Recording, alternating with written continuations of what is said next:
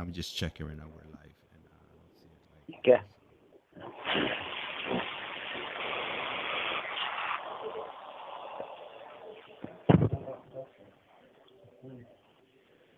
all right, and we are live, and I want to go ahead and welcome you, Ricky.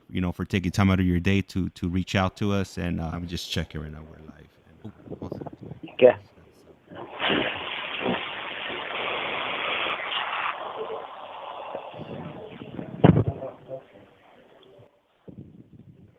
all right, perfect. So yeah, we are live now, and I just once again I want to go ahead and thank you, for taking time out of your day, to reach out to us and share your stories, within the prison system. Hopefully they help gear, or deter people from going down that route. And Yeah. I wanted to speak about drug usage in the prison system and how it affects your health, your from your point of view. And I've had read some stories online where Narcan is being utilized, to bring people back, from the brink of death, pretty much. Have you ever experienced anything like that, or seen something like that?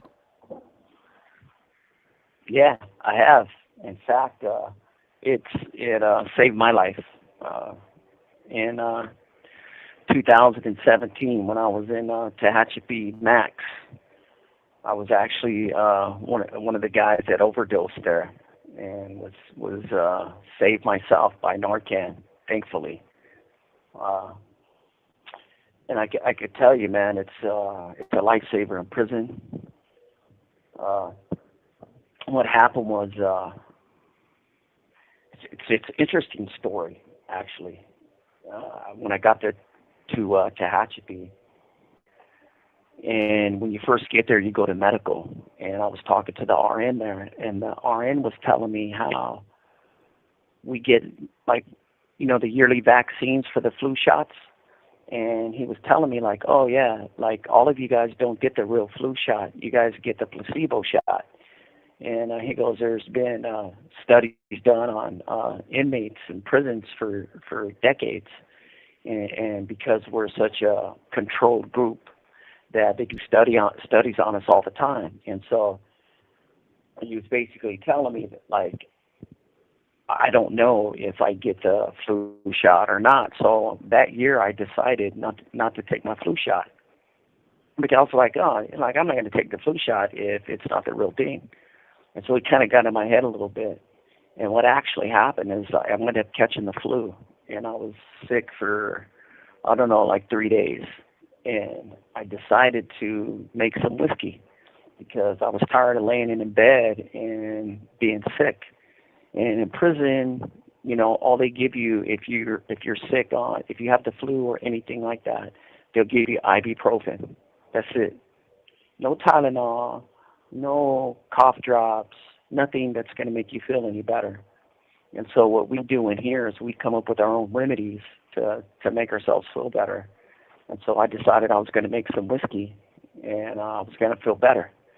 And so that's what I did. I made some whiskey, and I drank about 7 ounces of White Lightning, and I wound up. I was a Mac rep, so I could go from building to building. So friends of mine came to pick me up, and they wanted to go to other housing units and go see everybody. And during our travels that day, one of my friends asked me if I wanted to get high on heroin, and you know, you're not supposed to mix heroin and alcohol. This call and your telephone number will be monitored and recorded. It's a good way to overdose. And of course, I was buzzed up on whiskey. I wasn't thinking, and I said, yeah, I'll have some. And I'm normally not the guy that gets high on heroin or anything like that. I'm more of a drinker, but I was feeling good, and I said, yeah, I'll do some. And I wound up doing more than I should have, and I overdosed standing up on this guy's cell door, and I didn't even know that I had OD'd. I just I just blacked out, and I was actually standing up on his door. and he had one of his friends that came back from a self-help group that day, and he called him over the door, and he was like, "Hey, check on Ricky. He's not responding to me." And he came over, and apparently I was standing up, and I had overdosed on his door. And so he pulled me off the door and drugged me, I don't know, probably 10 or 15 away from the door, and was giving me some kind of CPR, pushing on my chest and stuff. And the officer in the tower wind up seeing and hit the alarm. Medical came, the staff came, and they wind up giving me 4 doses of Narcan. And from what I'm told, they're only supposed to give you 3 doses. And if they don't revive you after the 3rd one, they're supposed to stop right there. But one of the officers wind up giving me a fourth shot of the Narcan, and it revived me, and it woke me up. And when I woke up, I came to on the gurney. I was in medical, and there was probably 10 COs shouting in my face, pumping on my chest, trying to wake me up. And it was pretty scary when I came to, because I didn't realize what was happening. I didn't know if I was attacked. I didn't know anything. I was just like, well, what are these people doing, yelling at me? And it was COs, and come to find out, I had overdosed. And it was all because of that doctor had told me, hey, these flu shots, sometimes it's not the real deal. And I wound up taking, my own needs in my own hands, and wind up drinking and eventually overdosing. And had it not been for Narcan, I wouldn't be here today. And it was a pretty sobering moment at that time for myself.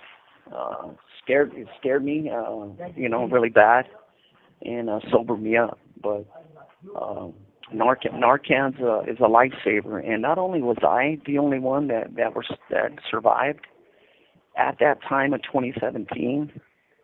There was a lot of inmates, because there was a lot of fentanyl laced heroin coming into the system, and there had to be at least 10 or 15 guys that I knew of that had overdosed on heroin in Tehachapi around the same year that I did. And if it wasn't for the Narcan available in the system, we all would have all died. So I'm one of the ones that's actually, I'm thankful for what CDC has done with the Narcan. And let me ask you, Ricky, once you had that near death experience, did that change the way that you use drugs? Did you completely stop, or what was the outcome after that experience you had? Yeah, I'm not much of a drug addict or drug user. I like alcohol, and at that time, I continued to drink, but I wasn't mixing heroin with alcohol ever again. I knew better at the time anyway, and being sick for 3 days, with the flu, laying in bed, in your prison cell, it's not a good feeling. There's no medical care for when you get sick here in prison. You guys could all go out to the pharmacy, get some stuff, and maybe make you feel better. In here, we're not giving anything at all, like I said, other than ibuprofen. If you're lucky, you might get some aspirin, but that's really about it. But absolutely, man, I never again mixed the two, and I never overdosed again. But I've seen a lot of my friends. Every week somebody overdosed, and Narcan saved their life. Wow, man, that's amazing. That's amazing. I'm glad that you were able to pull through. When you had that experience. You mentioned that you had or you were drinking White Lightning. Did you have that ready before Yeah, you got sick? yeah. That was my hustle. I sold White Lightning. and I made it every week. And so, I always had, Pruno. This call and your telephone number will be monitored and recorded. I always had it available. So, at that time of my life, there was always a batch of wine in my cell, just about every single day. So, yeah, it was available. And right now, I just looked over at our comments, and I noticed that we do have a question from El Iceman, and he's asking if you know if anybody's passed the parole board in the last 2 weeks. Has anybody paroled? In the last 2 weeks, right here, You have 60 seconds remaining. one of my friends, Blue, just got granted about a month ago, and he's waiting. He's waiting for his 150 days for the governor to sign off on it. So yeah, I absolutely have. Okay. Thank you for answering that. And I know it's about to hang up, but he has one other question also. Yeah. He put on here that his son paroled last year, and his son said that when people parole from prison, they give him Narcan. Are you aware of the CDC are providing parolees with Narcan? When they leave the prison system. That's the first that I've heard of it. I wasn't aware of that. Okay. All right. And I know it's about to hang up. If you go ahead and give us a call back, and then we'll go ahead and continue. All right. Yep. And there she marked it off. She said 60 seconds, and I went to 61 seconds, and she pulled the plug. Anyhow, so he should be calling us back shortly, and we'll go ahead and definitely continue on with the conversation. And like always, if you guys have any questions, feel free to go ahead and ask them. And whenever I have a moment, I'll go ahead and definitely ask them the question, or if you have even if you have a comment, I'll go ahead and read the comments off to him.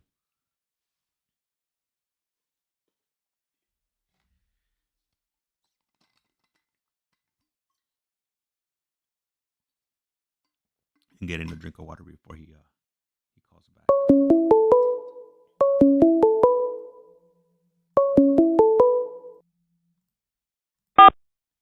Call is now being This recorded. is Global Tel Link. You have a prepaid call from Ricky Black. an inmate at the Centinela State Prison, Centinela, California. This call and your telephone number will be monitored and recorded. You have a prepaid call. You will not be charged for this call. To accept this call, say or dial 5 now. Thank you for using Global Tel Link. Thank you for calling back, Ricky. And I just thought about something right now before you called. So, once you're revived with the Narcan, do you have like any? Do they take you outside to like a outside facility or hospital to to have a checkup, or do they have any follow up visits once you experience this, or what's the protocol, or do they just throw you in the hole or? So no, they don't do none of that. So what happens is they take you to an outside hospital. You're put into an ambulance, and I was taken to a hospital right there in Tehachapi, and I was seen by a nurse, and they come in, do a blood draw, check your vitals, and they just basically watch you for a couple of hours, kind of sit on you to make sure that you're not going to die. They ask you all the important questions. What did you take? All of those things. And, most people, say, they lie about, what they took or what they done. Me being a lifer, I told the nurse, what I had done, that I had been drinking, and I had taken some heroin, and I wound up overdosing. And so I stayed there for a couple of hours, and then I was taken back to the prison. Once I got to the prison, I was put in the holding tank in R&R, which is the reception. And I was given a bottle. I had to give them a UA. so they could test my UA, and it came back dirty for the two substances that I said.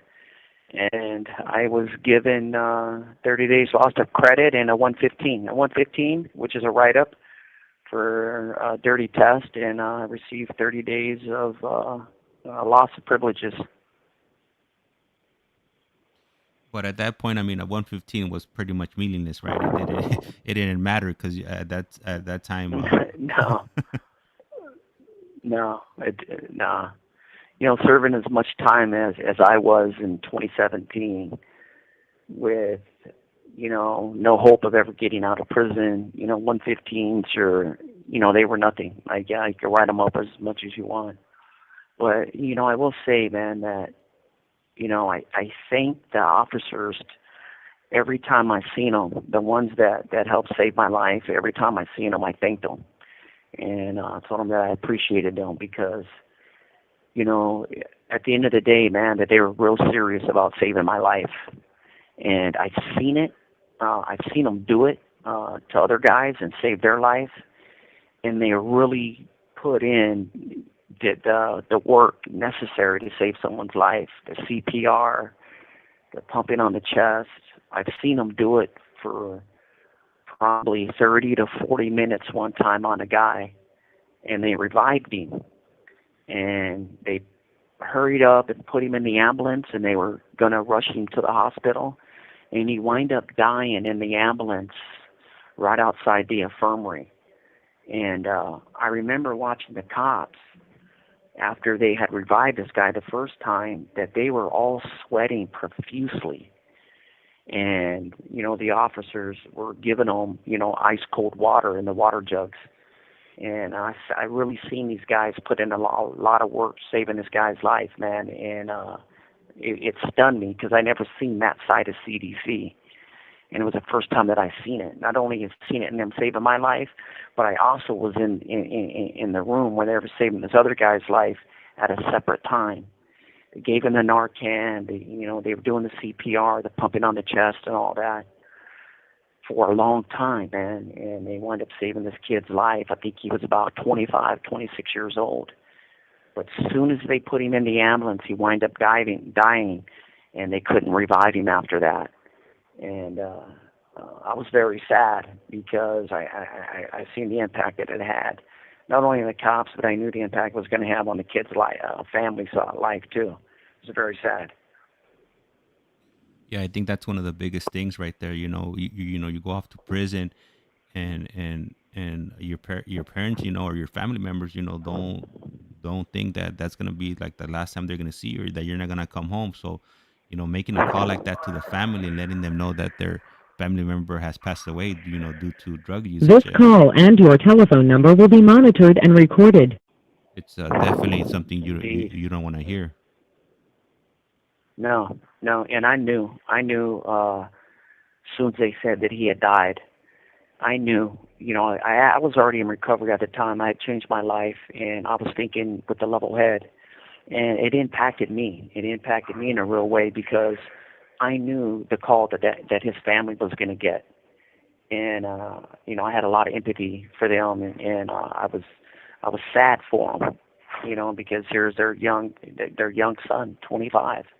You know, he couldn't have been no older than that, 25, 26 tops, and wind up dying. So. And did you know him? Beforehand? Did you ever speak to him, or did you have any interactions with No. with the? No. Okay. No, actually, I was at work. I used to go. I was working in the kitchen early in the morning, and I wound up getting a kidney stone, and I was in a lot of pain, and I wound up having my boss call medical to send me down there so I could talk to the doctor, and they wound up sending me to an outside hospital because I was in so much pain. It wasn't that easy, but they wound up sending me. And when they was about ready to put me on the transport, they brought this other guy in from a different yard who had overdosed. And as I was getting prepared to get in the ambulance and be sent to the hospital, this guy comes in who overdosed. And they worked on this guy, like I said, for, 30, 40 minutes. I promise you, they were sweating. and they told me, hey, you're going to be next in the ambulance because we got to take this guy first. And I said, by all means, take him first. And they put him in the ambulance, man, and he wound up passing away. So yeah, I didn't know him. I never got to see him, but I was in the room while they were doing it, and I got to tell you, man, it was intense. Wow. Yeah, I could imagine. I mean, I'm pretty sure you were thinking about that for days because I know I would. That would have definitely been on my mind for Oh, quite some time. told all my friends, and I'm telling you now, this happened a couple years ago, and it was a real experience. Uh, you know, Yeah. And then I also wanted to talk to you about mental. Not mental. Well, mental health. That obviously has has to do with health. But like how often do you guys get like yearly checkups? Because out here, we're that's the normal here. Do they offer any type of services like that? To get your cholesterol levels checked, or anything to do with health? yeah, they do all that stuff. Uh, and I'm in my early 50s, and once a year, they call you up there to do they want you to do the Checkup. colon cancer check. You know, uh, every year they want you to do that stuff to check to see if you have colon cancer or anything like that. And if you're on the chronic care list here, they do call you in for any medical concerns you have. For the so on your birthday they call you in every year to for tuberculosis uh, checkups. If you have hepatitis C, they have treatments. They have the Harvoni treatment that they put you on, and that's very expensive. Uh, and then every year you could go in for now you could go in and have your teeth cleaned once a year, or you can have a dental exam. You could put in for your dental exam once a year to check on your teeth, and it's something that they do. Uh, and then right here in Centinela, they send a lot of guys out for surgery, which is rare in prison. Most of the times you can't get surgery done, but here in this prison they send you out on surgery all the time. Like that's like one of the first things they do. If you have something wrong with your knee or your elbow or your shoulder, they sign you up and send you right out to medical and get surgery done. And that's the first I've ever seen any prison do things that fast. You know what? I got a question that's gonna come out of left field. Um, but right Yeah, there where okay. you're at, have you ever have you ever witnessed or seen somebody go out for a sex change? Because what I read online or what I've heard, the state of California pays for those type of procedures. Have you ever heard of anything like that? Seen anything? Or well, I'm not sure if they house people like that over there where you're at. Just curious. Sadly, they're supposed to, right? But I could tell you, I was in SAD F.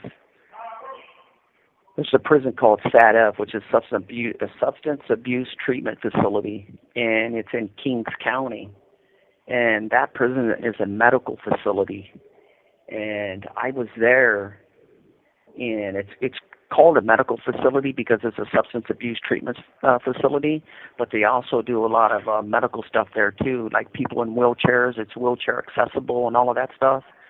So a lot of people who are in wheelchairs, all of the whole prison's designed for wheelchair inmates. So that's another reason why they call it a medical facility. But they also, at the time, would send a lot of these transgender inmates there. So that prison had, I believe it was sat at the Mule Creek, that had the majority of these transgender inmates. And I know while I was there that, one of these guys would attempt to cut his stuff off himself. And everyone knew that he also had mental problems, and he lived like he lived under the bridge in his cell, like everything was scattered all over his cell. He didn't take care of himself. But they would have to, he'd go on suicide watch and stuff like that a lot. And he would go to medical, and he was wanted to get that procedure done, to have his stuff whacked off. And this is before that law actually came out, that he was threatening to cut his stuff off. And apparently, while I was there, that they had scheduled him surgery to get his stuff whacked off. This call and your telephone number will be monitored and recorded. This is before that law came out. And so I seen that, actually things happening right there in that prison. And that's actually one of the prisons that I believe sent a lawsuit out and was challenging CDC to be considered as a transgender inmate, to be housed with women and things like that. Thank you, thank you. I was laughing when you said get his stuff whacked off. It Yeah. sounded funny. Well, that's what I call it. Yeah. That's what I call it. you know. Oh man. Um, so I just looked over and I see we got a question from Elias man, and he's asking does Ricky think drug addiction is a disease or a choice? Well, I went to college for this, and I taken a lot of courses on alcohol and drug studies, and it's one of the things that I'm pursuing still, is to be a certified drug counselor. And I know that in the counseling field, it's called, it's a mental health problem. It's not just a drug addiction, but it's actually a mental health condition. And I think for some that I think everybody's different. I think there's different levels of addiction, and I think everybody uses drugs for their own reasons. And I think there are those people who have mental problems and use drugs because of it. You have 60 seconds remaining. I don't think that's the case for everybody, though. I think some people just use drugs to avoid the reality of their life, because they're in a lot of pain. But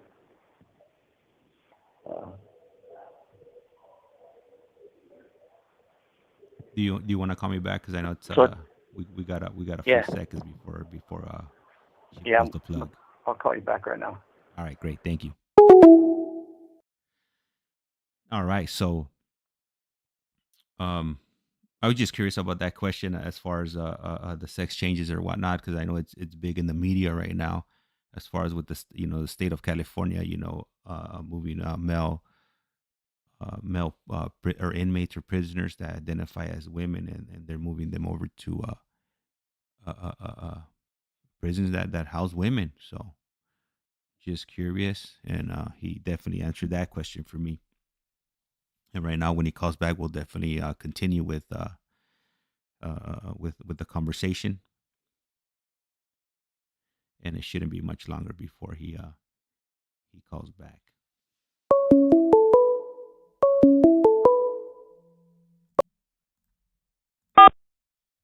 This call is now being This is recorded. Global Tel Link. You have a prepaid call from Ricky Black.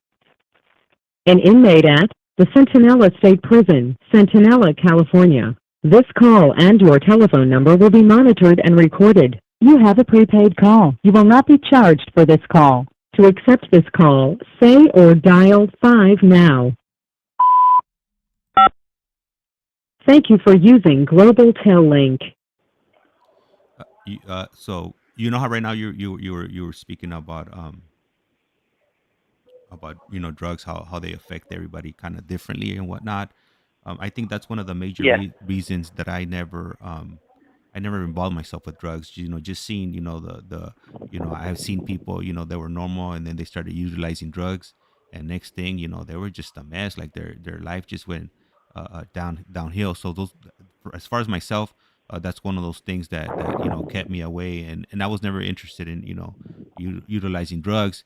And then another thing is, like, the way I look at it is like, when it comes to food, there's certain foods that if I eat, I can't stop eating until it's completely gone, or there's like a chocolate bar or something like that. So I figured if drugs or anything like that, man, it'll be game over for me, because I can't stop. If there's a cookie jar right here in the house, I'm gonna start off with one or two, and I'm not gonna be able to stop. So, if drugs or anything like that, it would be all bad for somebody like me that has no self control when it comes to those things that taste good. Yes. So what was it? What was the question? The original question? So Eliasman had asked if you thought that a drug addiction was a disease or a choice. A disease. Yeah. There you go. Uh, I think it is for some people. I think it becomes a disease for some people. At a point in their life to where they can't control it, and it gets out of control. I think that's true for some. I don't think it's true for everybody though. I think everybody uses drugs and alcohol for their own reasons, but for some people, it does become a disease, and it becomes a big part of their reality, becomes a big part of their life. It's who they are, because they can't function in life normally, that they need something. Uh, so I think for some people it is a disease, and uh, but I don't think that's true for everybody. Yeah, yeah, I think you're right about that. And Liceman put a comment on here saying that sugar is a drug. Yeah, it feels like it to me. Every time I get some sweets, I can't stop. I'm gonna eat everything that I have in my hand or around me if it tastes good. Yeah.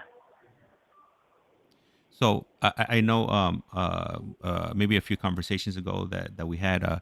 You got your parole board hearing coming up soon, right? Yeah, I should find out my board date in January. Should find out when I go. And are you how do you feel about it? Do you feel good? Are you excited, or what kind of what are your feelings towards going to the parole board? I feel ready. It's the best way to explain it. I feel ready. You know, uh, I've I've done everything that I possibly can, and at this point, I've been there twice already. So, I think I'm over prepared. Uh, I have no concerns at this point. I'm just ready. I'm ready to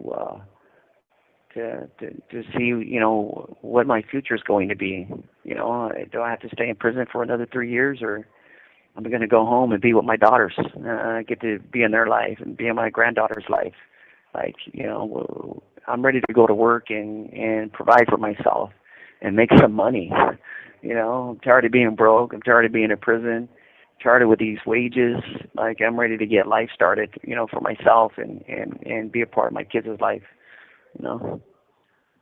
And right now that you mention your kids, your daughter recently put a message up on one of your videos. So shout out to your daughter, and I believe also your nephew. They said that you were their uncle. Put a comment on there too. Yeah. So they're definitely showing support, and want to go ahead and thank them. For stopping in and leaving messages for you.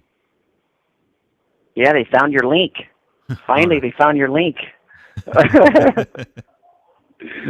Right? Yeah, yeah. Do you know what was it that was kind of like preventing them from finding the channel? I'm not sure. Oh, okay. I was having my daughter's mom try to find it, and she couldn't find it. And then my daughter said the same thing. And then when I sent the direct link that you sent me to my daughter, she found it right away. Oh, So okay. Perfect. I'm not sure what it was, but All right. And, yeah. earlier on, we were speaking about health. How does being in prison? How do you think it affects your mental health and well being? Yeah, man. It all depends who's in your life.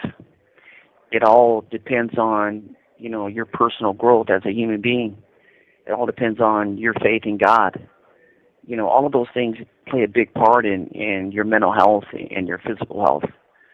You know, uh, there's times during my incarceration to where I lived in that state of hopelessness, and my mental health wasn't very good. And I lived at the bottom of a Pruno bag or a whiskey bottle, to kind of numb my pain that I was personally going through. And I think a lot of people in prison, turn to drugs and alcohol in here because they're not with their loved ones. They don't have their freedom. They don't have their autonomy. Uh, and this is a hopeless place at the end of the day. And so you gotta find something in here to occupy your time. You gotta find something in here. Set goals for yourself to stay sharp. To stay hungry. To live, because there's life in here. You can live life in here, but you gotta find it for yourself. And if you can't find a reason to wake up every day and live your life, then your mental health will go downhill drastically. And I watch a lot of these people. I got this court TV channel on my stations here, and I see a lot of these people that get convicted for the first time. They come to prison when they're 40, 45 years old, and just the shock of going to the county jail, being booked into the county jail, getting your jail clothes, sitting in a jail cell, the stripping naked, and going through all of that, and then coming in here and never being a part. This call and your telephone number will be monitored and recorded. I understand why a lot of guys come in here and they commit suicide, because it's shocking. It's shocking to find something in here to grasp, to hold on to. Because your sense of yourself, your sense of your own freedom and reality are gone, and everything in your life is being controlled. And it's real easy to lose yourself in here and to lose hope. Even for the guys that got out dates, this is a tough place to survive in. Not anybody could come in here and survive and not affect them mentally in some way. This is very challenging. Very challenging. And I've been challenged. I've been doing this since I was 10 years old, and it's challenging, even for me at times. But it's doable. And like I said, it depends on who's in your life, where your faith is, and what kind of goals you set for yourself. If you don't have those three things going for you, I've seen a lot of guys in here hang themselves. I've talked to guys, and one of my good friends, his name's Danny Black, the same last name as me. His wife left him, divorced him, and a month later he hung himself in Tehachapi prison. Rest in peace to Danny, man. He was. I know a lot of people probably that are listening to your channel right now probably know him. He was doing life without, and his wife wound up divorcing him, man, and he hung himself because he couldn't take it. And he was a validated gang member, was up in Pelican Bay for a lot of years, wind up dropping out and come to the SMY side, and he struggled with the confinement, and wind up hanging himself, man. And I would see him. I would go to group with him, and I would spend time with him and talk to him every day. And when his wife was divorcing him, he was struggling mightily. And that's all he wanted to talk about. And I wind up transferring from Tehachapi to Ironwood. And I was in Ironwood for maybe 3 weeks. And a friend of mine said, "Hey, man, Danny just hung himself in Tehachapi." And it just blew my mind that, he'd been down all this time, and, his wife, I think it was the second time that he was married. And he had, That was his whole life. It was his wife and his stepdaughter. And when she left him, he couldn't take it, and he wound up killing himself. So this place it can be tough on you, and if you don't have any hope, if you don't have any loved ones in your life, uh, you know, you could end it. And I've seen people kill themselves in here. It's very sad. Yeah, I could imagine it. You know, you got a life sentence, and then you're, the only thing that you look forward to, either receiving letters or speaking to, ends up, deciding that they don't want to be with you. I mean, and then being confined, could be difficult for many. It's not something, easy to deal with. So unfortunately, he took his life, and that's it pretty much for him. Like, it's over. Very, very sad. Hey, me and a lot of my friends knew him, and he was well known around the system. And I know his whole life crime, why he was in prison, why he was doing life, and all of that. And talking to him every day, and then transferring, and then finding out that he had wind up hanging himself, like it really broke my heart.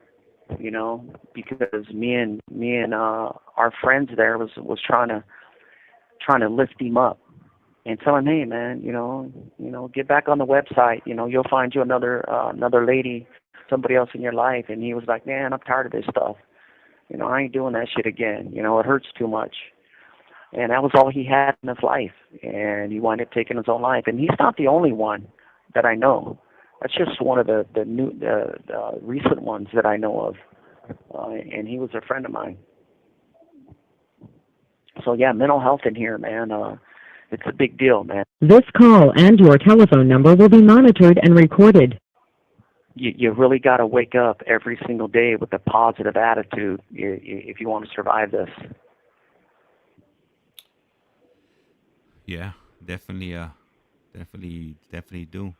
If anybody out there is listening and you got loved ones, or friends, or somebody that's incarcerated, it just drop them a line, either via the Getting Out app, or write them a letter, because small gestures like that will definitely have a big impact on people that don't have that much going on in their life. So definitely reach out to those people that behind bars. For sure. And right here, we just got, well, not right now, but a few moments ago, we got a question here from Stay Blessed, and they are asking, for all the youngsters out there in the streets, can you let them know the reality of prison politics? You Also, have 60 seconds remaining. can you tell them what you've gained in, or what you gain in prison? Yeah, I'll call you back right now. I think we got Yeah. just a couple seconds, so Okay. Yeah. Go for I'll it. call you back, okay? All right. Perfect. Thank you. All right. So Ricky will be calling us back shortly, and as soon as he calls us back, he'll go ahead and answer your question. And I really appreciate you asking these questions. Today would be the first time that I've seen you in the chat. It really helps the channel, and I really appreciate you participating in and asking these questions, because that's definitely a good question there. Um, these are questions that should be asked and answered, to give the reality of the things that are actually happening behind bars. It's not cracked up to what a lot of people put it out to be. Definitely, you could lose yourself, in the system, and a lot of times you're asked to do things that you normally wouldn't do. So you do put yourself at risk, when you come into these places.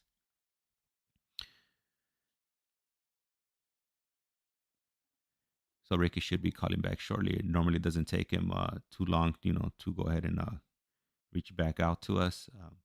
I know in the last few days and whatnot, they've been having issues with the GTO apps, where calls have been dropping, or calls haven't been connecting. So hopefully that this isn't one of these cases.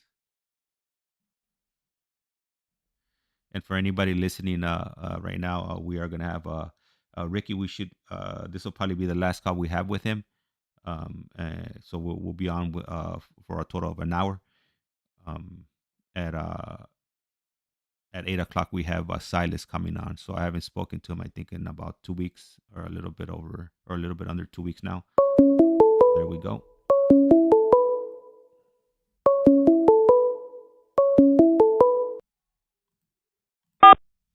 This call is now being This recorded. is Global Tel Link. You have a prepaid call from Ricky Black.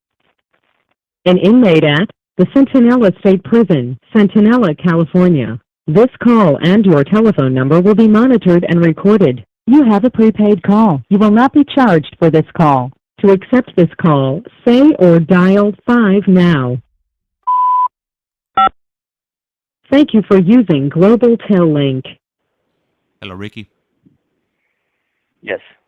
All right, perfect. Do you need me to read off the question again, or are you good? So the first question was, can I say something to the youngsters out there about what they have to look for in politics and prisons or something like that?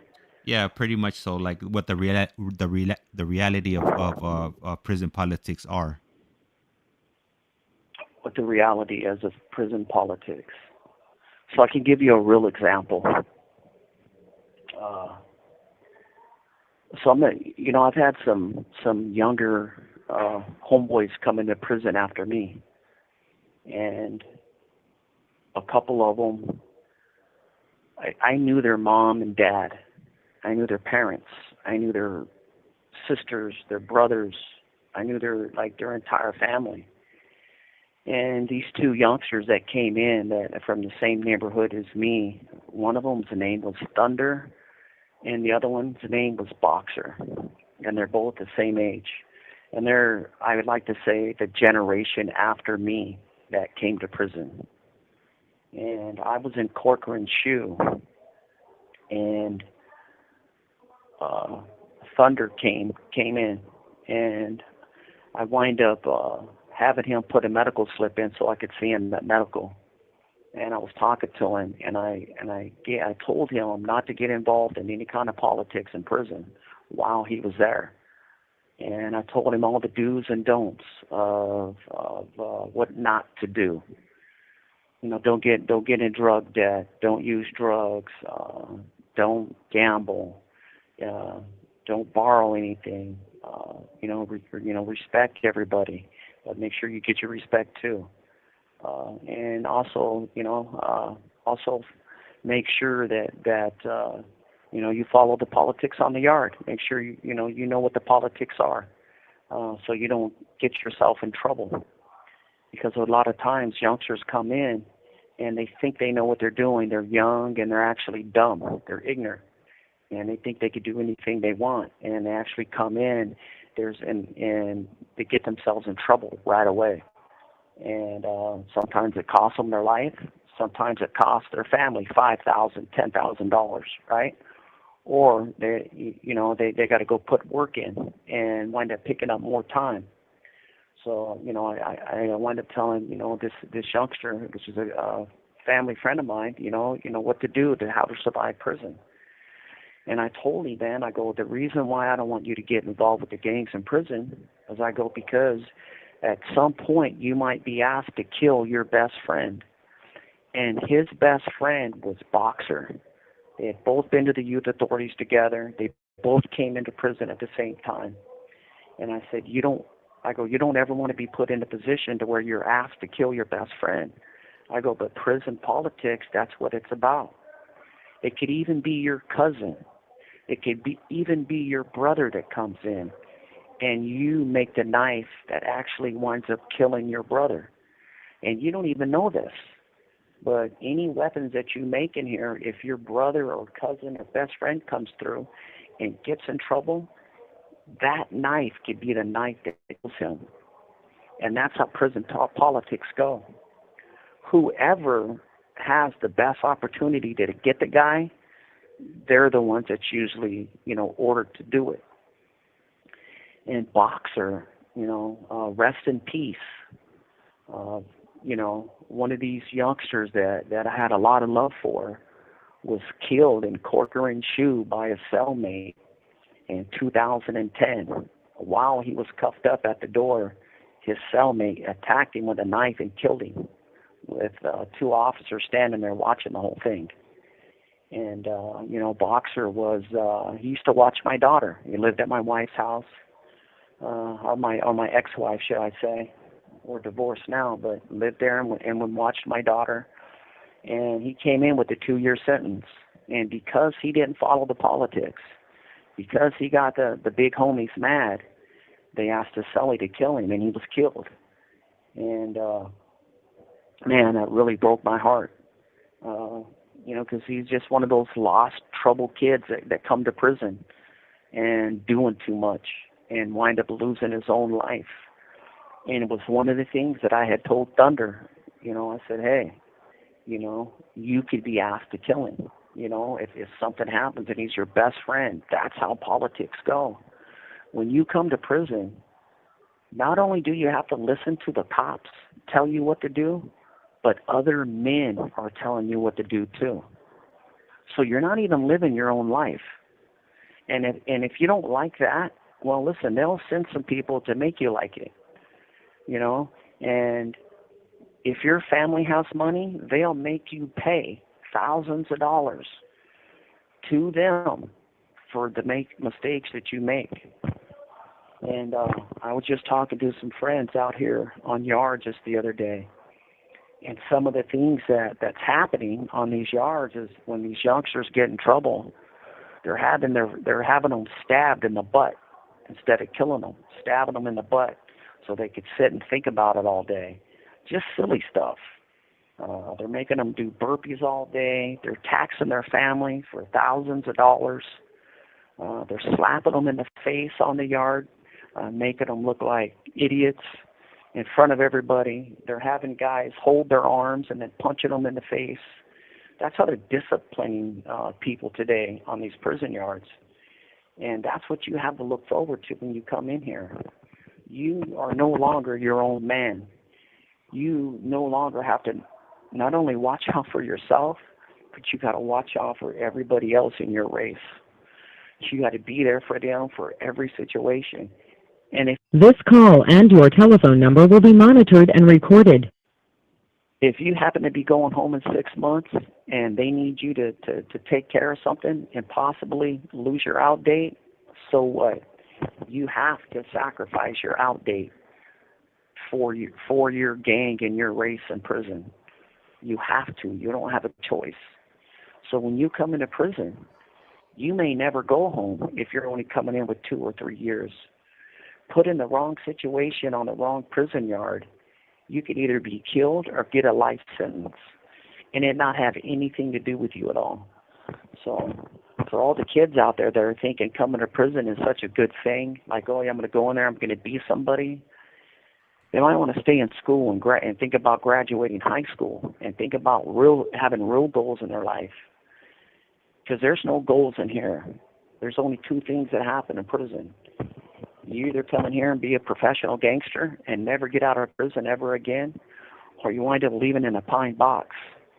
It's rare that people come in here and change their life and actually get out and make it. It's possible, but it's rare that people come in here and are able to make it home unscathed, unscarred.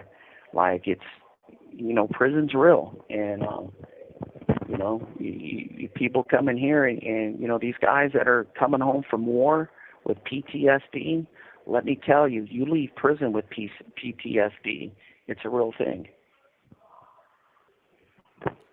And does when you come home and you do have PTSD, does the CDCR offer any type of counseling programs that'll help you overcoming those issues, or pretty much are you on your own once you get out? I'm not sure. Like, they never helped me. I know things are different now, especially for lifers. We got a whole community out there that wraps us up in their arms and takes care of us and provides for us. So, guys like me, long-term offenders who get out, we have a lot more options than say somebody that comes in with 2 or 3 years and gets out.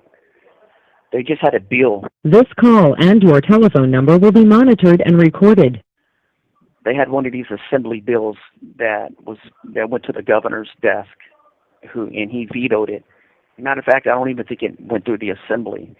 And one of the bills was upping our gate money to $1,700 instead of $200. And let me tell you, $200 you know more than me. If I get out of prison after serving 24 years, what's $200 going to do for me? Nothing. $200 ain't going to do nothing. $1,700 might help me out a little more, but that bill got shut down. I don't even think it made it through the assembly. And it's just one of those things that when you get out of prison, you basically get out of prison with nothing. And $200 isn't nothing with the cost of living out there today.